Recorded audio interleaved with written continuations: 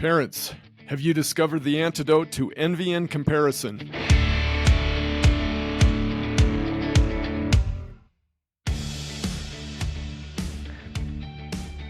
That is awesome. That is awesome. I had to hit the gas on that to get the question in before the music started. Well, you got it in, and it's punchy too. That's a great thought to get into this idea. Comparison, everyone talks a lot about comparison. You hear that all over the place now. I hate comparison. It drives me crazy. You hate it? Yeah, I do. I had a really tough experience one time. The first time I started running. So the first 40 years of my life, I didn't like running at all. Right. And when I first started, I started by running a Ragnar that I was gloriously undertrained for. Hey, you're going to have to explain what Ragnar is to some of our listeners. They may not know. Okay. So you get 12 people on a team, and then you trade off. It's a relay race. And so one person runs and they pass off the baton to the next person, the next person, the next person. It's an overnight relay. An overnight because you do this through three segments. So yep, everybody runs 3 times. It's a complete lack of judgment and a definite marker of insanity. See, and that, I love that you mentioned the judgment thing, because that was so key for me, because I come from this, super competitive background of it's all about comparison and who's number one and everything. So I'm running this Ragnar for the first time. I'm not ready for it at all. And my first leg was okay. My second one was really bad. And by the time I got to my third one, I'm getting passed by people that are double my age and double my weight. And they're just running past me with ease. And I'm just chuffing along, just trying to not die. And I had to confront comparison so fast in that environment, because I'm like, but I'm supposed to be better than that person. I'm supposed to be better than that person. I should be faster than them. And comparison was just destroying me. Really, really tough trap for us to get stuck in. And so I feel this one. When you talk about having an antidote to comparison, I want the antidote. So I'm sure other people feel that way too, because the sports and athletics and performance, it's all about comparison. There's no question they do. I like to call this OCD, Obsessive Comparison Disorder. Yeah. And it truly is crippling. Mm-hmm. It cripples you. Psychologically, it makes you so even you don't physically. Try. Yeah. It physically, mentally, emotionally, spiritually, it cripples you in all ways. You will get into complete hesitation and stop mode.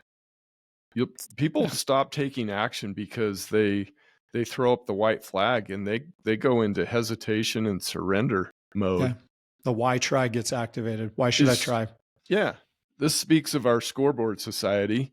Mm-hmm. We created the scoreboard course for parents, which, by the way, we're revamping and updating and making it better.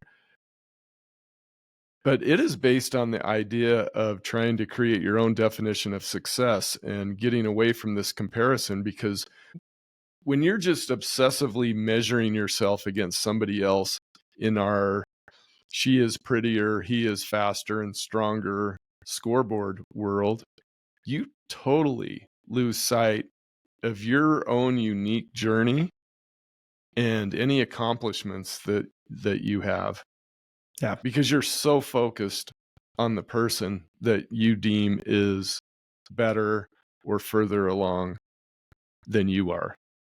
Yeah, that's really well said, because it just cripples our ability to make forward progress when we're constantly comparing ourselves using somebody else's measurement of success, somebody else's scoreboard. So we have not yet mentioned the antidote to envy and comparison. Why throw envy in there? That's interesting. Well, I think it's okay, if you told me, hey, Steve, you're comparing yourself to this other person, to this other coach, to this other whatever, this other parent, because I think this starts really in this episode. We're trying to get parents to develop and even master this skill, work on, improve this skill so that they can model it for their kids.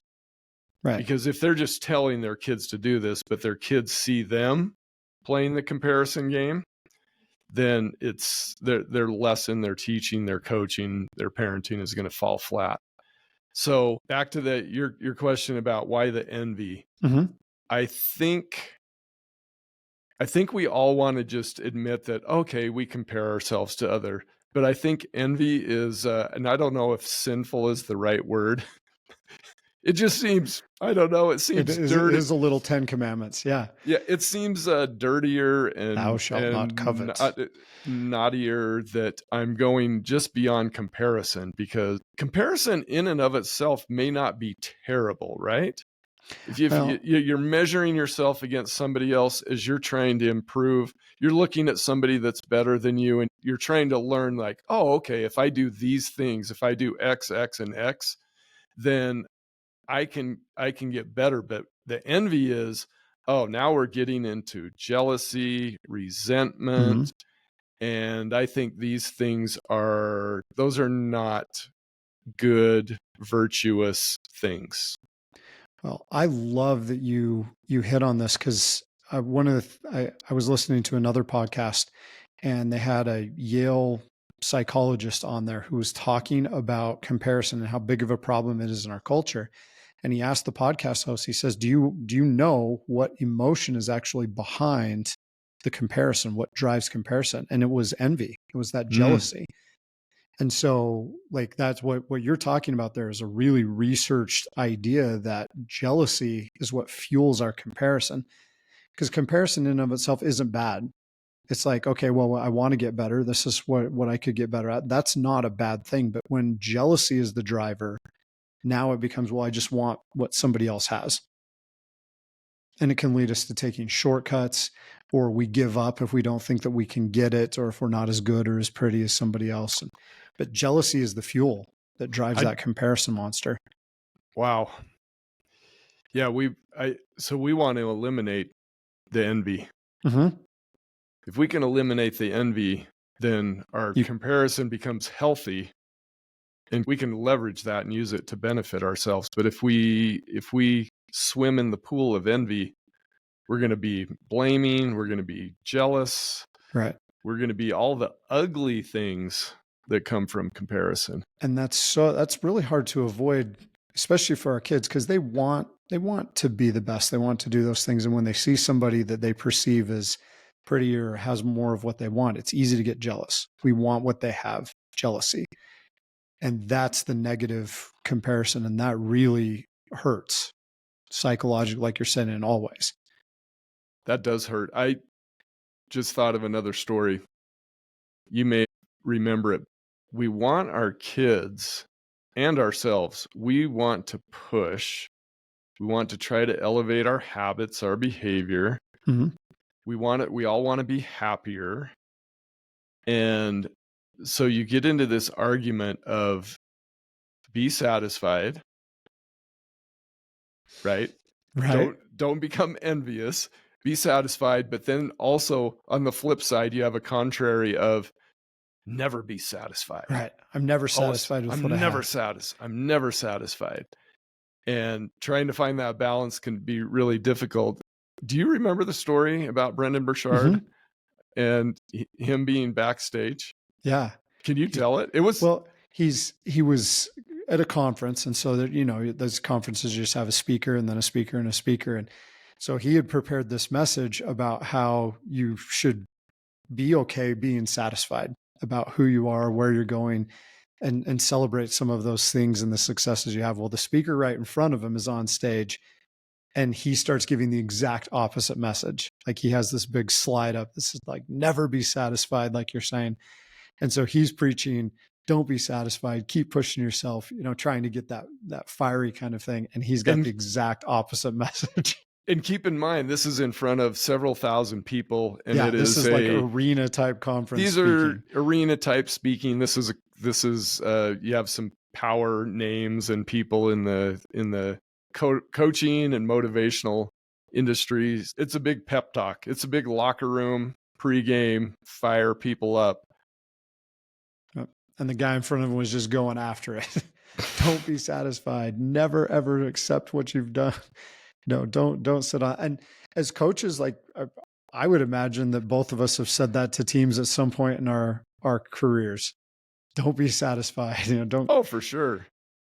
Um, I mean, that's been posted on bulletin boards all in mhm. locker rooms everywhere, and in drama rooms and music rooms, and for sure.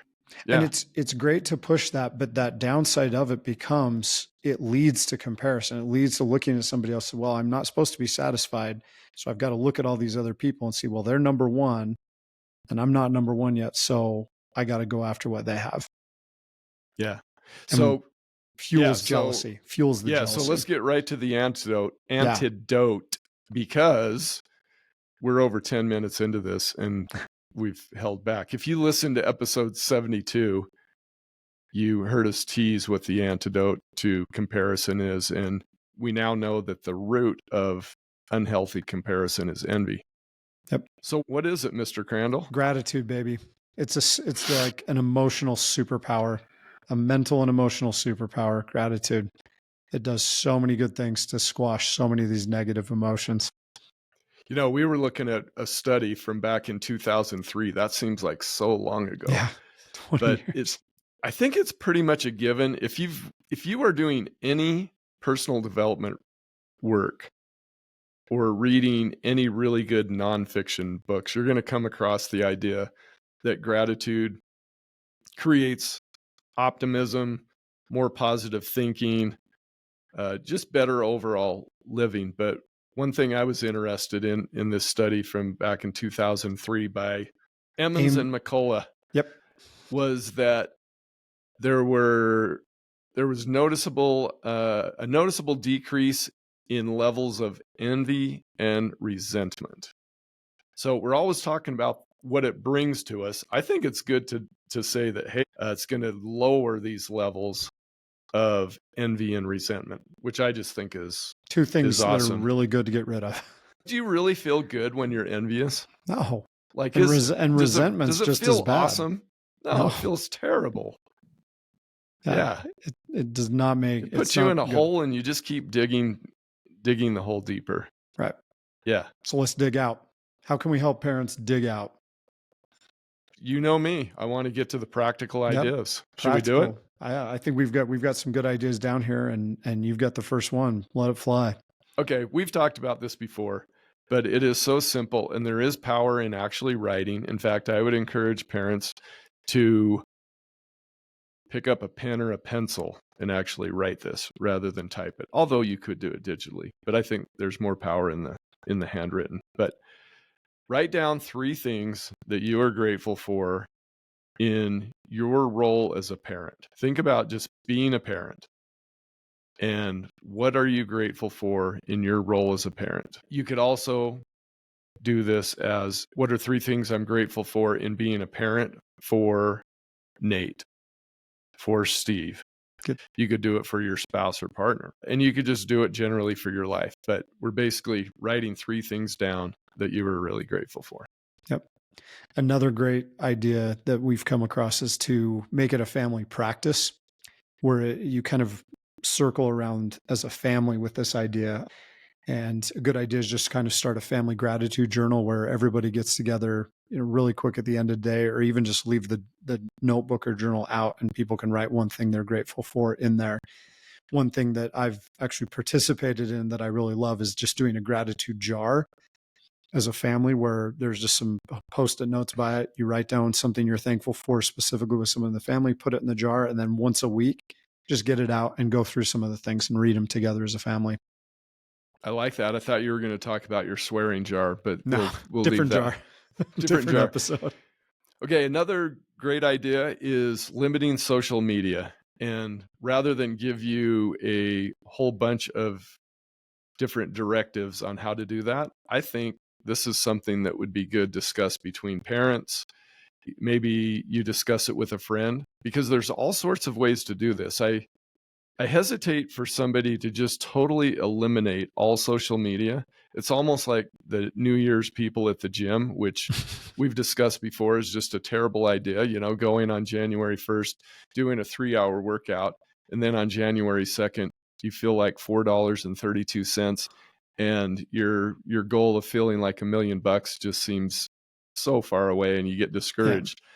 But maybe you delete Instagram for a week, or maybe you delete Facebook forever. I don't know. Maybe you or maybe you just put the timer on. I know on Instagram you can put a timer on and it will warn you. It'll say you have wasted 40, well, it doesn't say you have wasted 40 minutes of your life, but it'll tell you I know that because I've done this myself. But some type of limit on social media, and just go into this with some neutral thinking, some curiosity, like how is this, let me just see how this makes me feel, specifically with envy and comparison. Yeah, that's a great idea. Another one that I love to do with kids that I coach, just encouraging them when they're done with a performance, when they're done with a game or something, what are 3 things about that game you're grateful for? It could be something that was said, something that was done, an opportunity that had anything. 3 things they're grateful for. Really help command the focus and stop it being on what other people accomplished, what other people did and got. Focus on 3 things they're grateful for. I love that one. I wonder how many parents are asking that question after games. I hope it's more. I hope it's more than I think, because that we've talked about that post-game conversation, and that can go sideways so fast. And kids generally don't want to spend a lot of time breaking down the game. So just celebrating 3 things they're grateful for really quick might be a good way to go. Right. Okay, final one. And then you'll put a lid on this episode, Coach Crandall. And of course, we want you to teach and model these things and coach your kids on these things. But as a parent, write down some things, or this could be a verbal thing too. Compliment your spouse or partner, compliment your teen on something that is totally focused on their effort. This is a double win. When you're focusing on their effort, you're just a more grateful person than if you're totally focused on results, because the results are not in our total control. Also, focus on your own effort. I mean, look at yourself and what you're doing and show some gratitude to yourself that, hey, I am trying to do this. I made this effort. Maybe it didn't turn out exactly how you wanted, but you're focusing on your effort, because you and I both know this. We see this with high performers. The ones that are focusing on the process and focusing on the effort, they also see better results, but they find more joy on the journey, for sure. Yes, they do. Yeah, this is such a powerful thing, this idea of gratitude. And when you look over the last 2 episodes, we're talking about something that can help you conquer stress, it can help you conquer comparison, and can help you conquer jealousy. That's a big weapon to have. And as parents, like you said, we model this with ourselves. We live with more gratitude. We're going to have lower stress. We're going to compare ourselves less. We're going to be less jealous. That's the kind of model that our kids need to see nowadays. And when we do that, we empower our kids to do the same thing. We equip them with the tools. We understand how to develop it. And so much of us developing it centers around this idea of gratitude. So parents, we hope that you've got something out of this episode. And a question to walk away from here with is, how can you employ gratitude in your personal life to set a great example for your kids on their journey? On behalf of Steve Galley, I'm Nate Crandall, and we thank you, our loyal listeners, for tuning into this episode. If you love what you're learning from the Stop Parenting and Start Coaching podcast, we would appreciate it very much if you would leave us a 5-star review and some glowing comments. We also encourage you to share this episode with your friends and family who are parents of athletes and performers. And if you want to explore further and see what Steve and I are creating to help thousands of parents, athletes, and performers, please visit our company's website at createtransformbecome.com. That's createtransformbecome, all one word, .com. There you will find a growing number of resources to help you elevate your performance. Thank you again for your support, and we encourage you to create a magical relationship with your athlete and performer.